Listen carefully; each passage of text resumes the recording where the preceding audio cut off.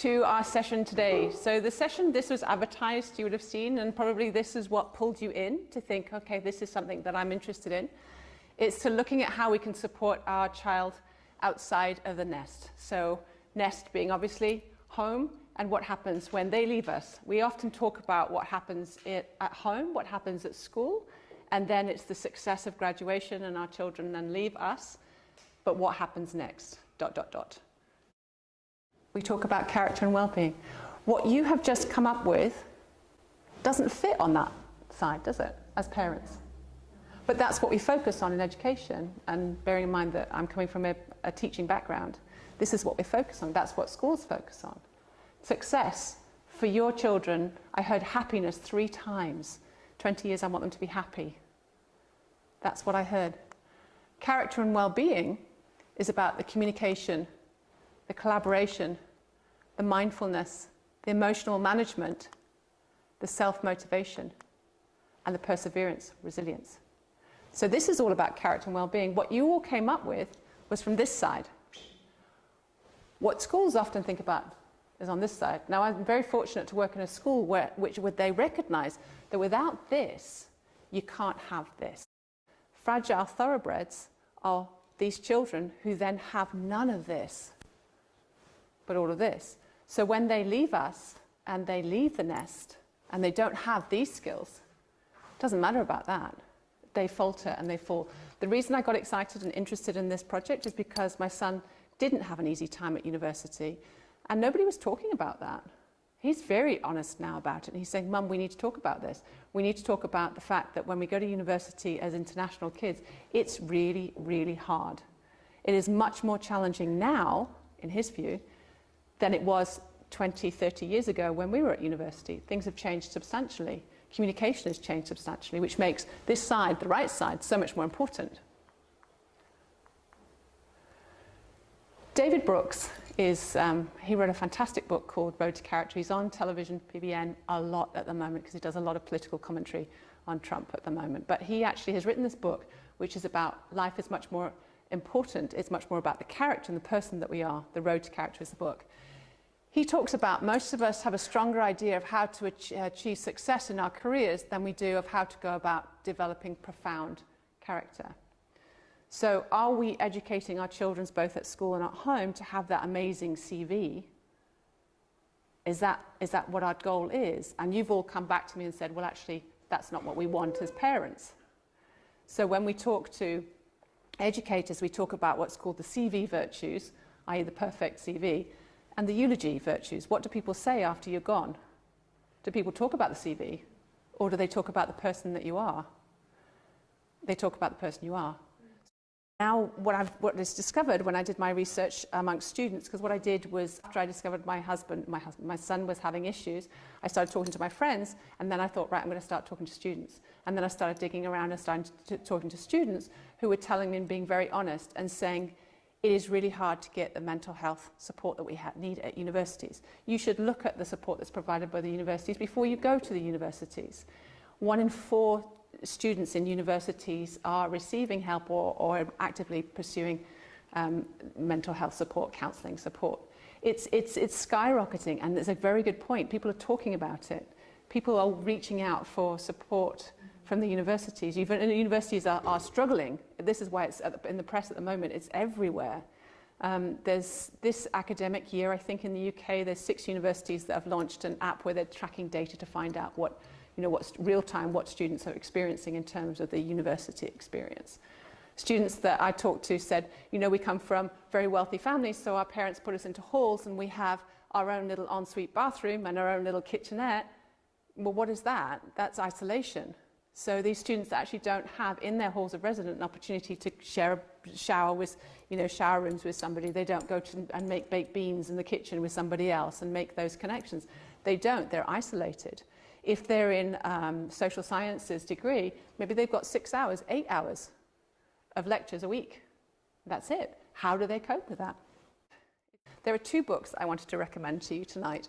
This one was most supportive of the research that I was doing with the students and was able to label it. What do we do to support our students is to make sure that they have mature autonomy. That's cognitive and social emotional maturity. It's about the maturity. And then they break it down.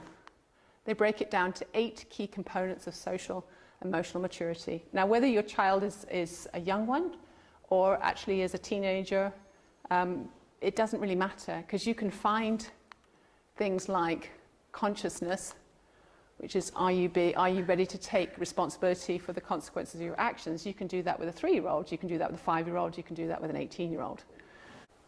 Self-management, again, back to what I was saying before. If your children are going to a university where there's very few lecture times, and now universities, to meet the need, are providing a lot more online lectures, so students don't actually have to leave their rooms. They can follow their lectures in their rooms.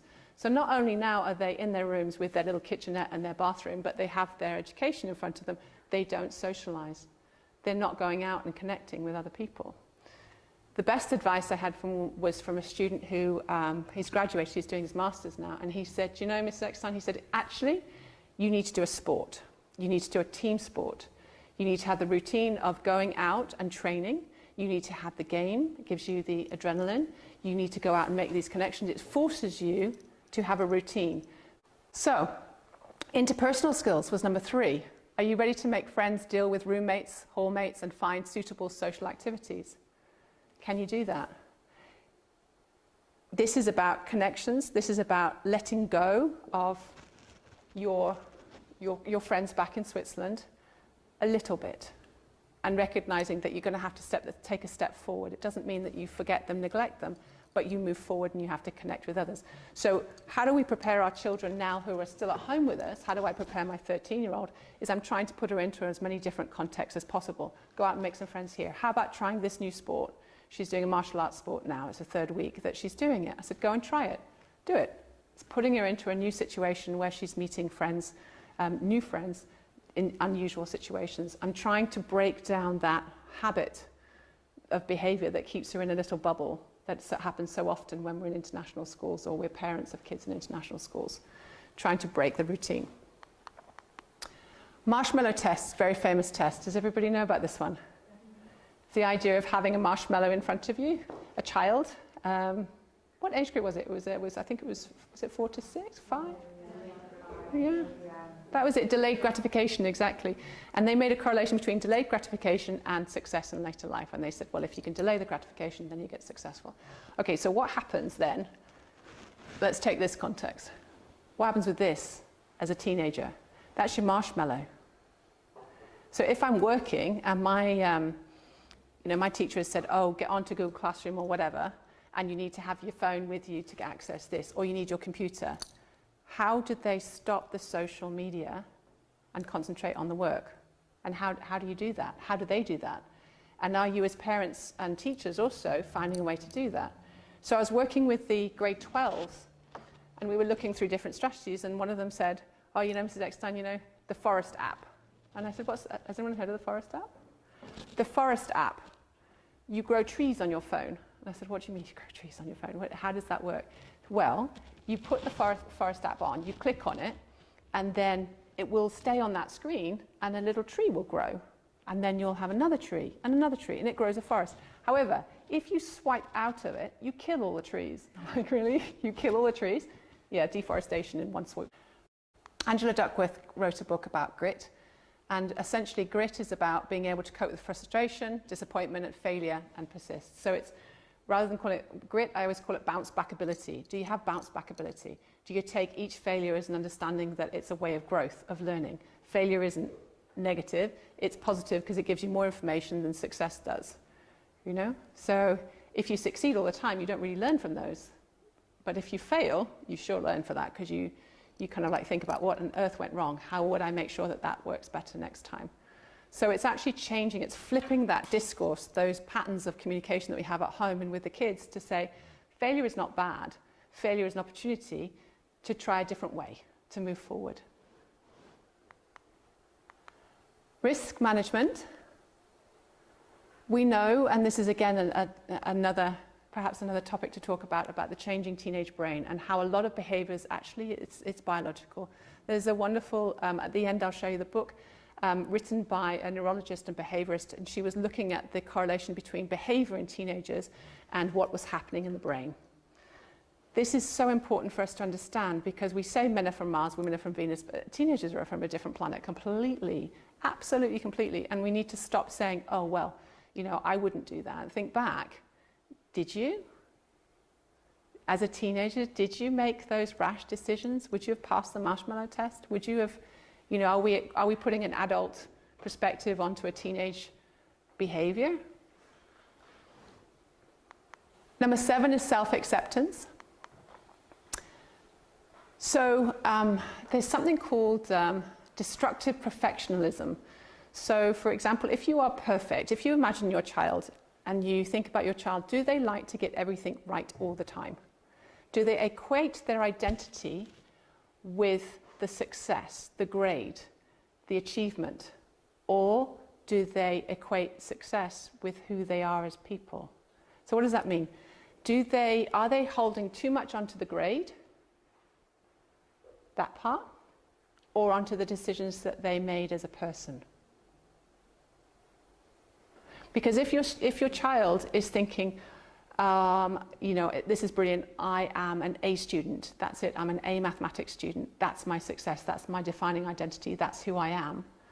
If they believe that, imagine the harsh wall they're going to hit when they go to university doing a mathematics course, and they're not going to get that A, and they're going to be surrounded by other people who actually maybe achieve more than they do. And if they've always equated their identity and their success and their emotional well-being with achieving at this, that's not going to be a nice feeling when they leave their home, they're away from you, and they're with other people who actually, by definition, are better than them. It's not the right way to go. So that's what I'm talking about, is perfectionism.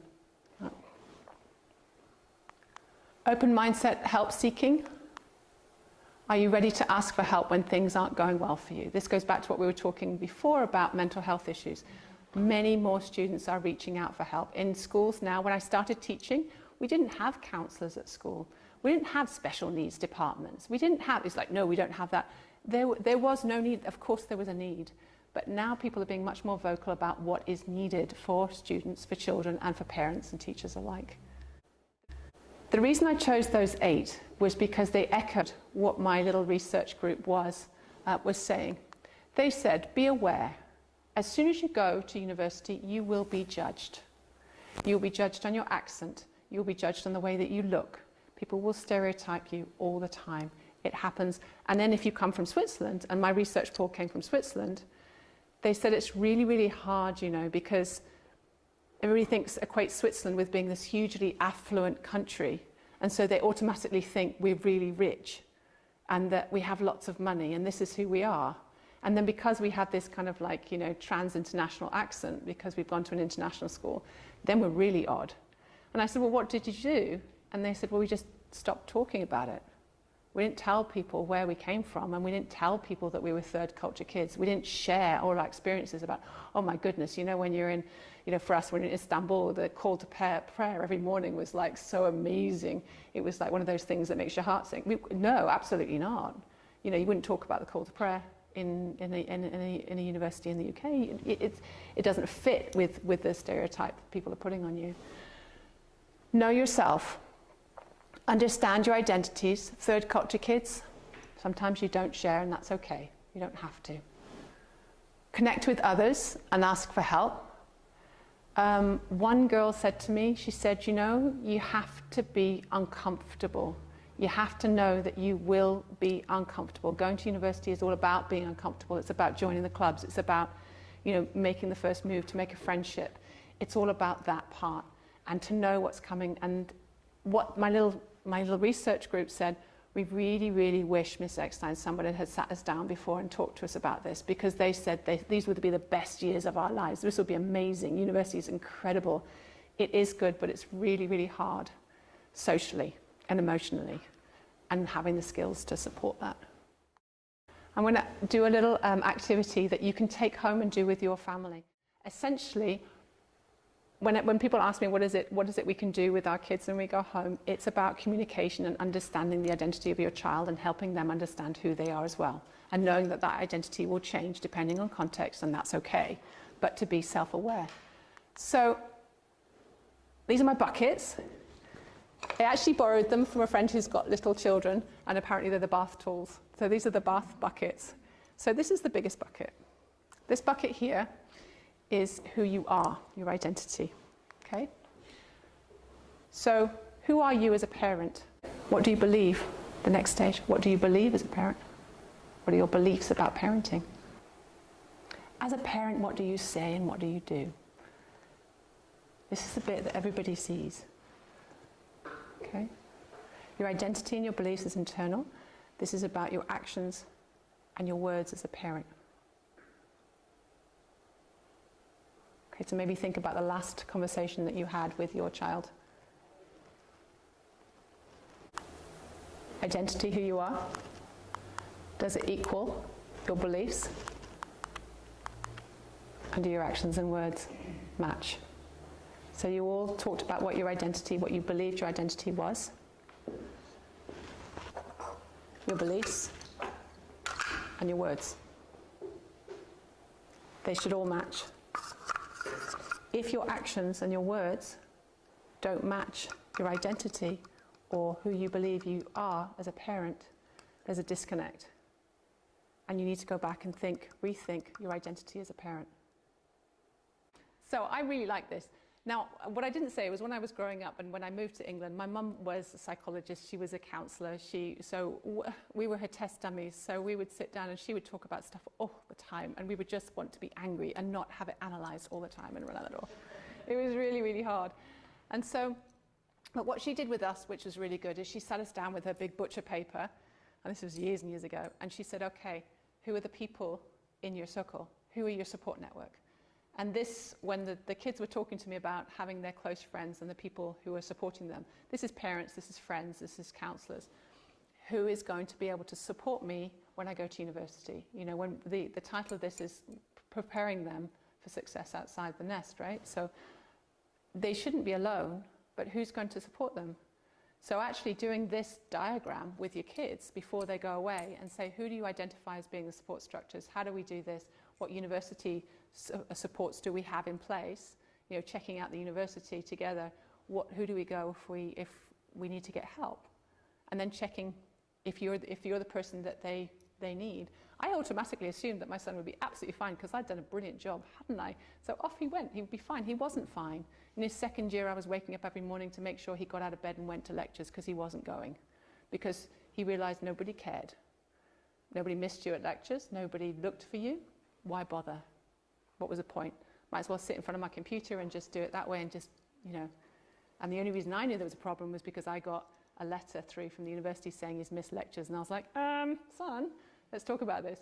And then, I mean, it was a brilliant opportunity. We had lots and lots of conversations, and I kicked myself for not having those conversations before and just assuming that he would be fine. That was my biggest mistake. The identity bucket, getting them to understand who they are, their beliefs, and making sure that there's congruence between the three. They all go together. They should all match.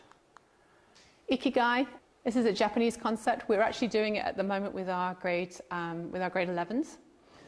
To help them understand, you know, what career paths they can go in, but also based on this sweet spot. The sweet spot is Ikigai. Basically, it's your raison d'être, it's your reason for being, it's the reason, your passion, why you get up, and it's a process. 2 books, I said there are 2 books that I really enjoy at the moment, and I keep going back to, I've written all over them. There's The Stressed Years of Their Lives. First part is really good, the second part is more stories. Inventing Ourselves. It's a light start, but then give it some time and get into it, and that's the science behind it, a lot of statistics. Here is, if you scan that, you'll get access to this slideshow, that QR code. Thank you.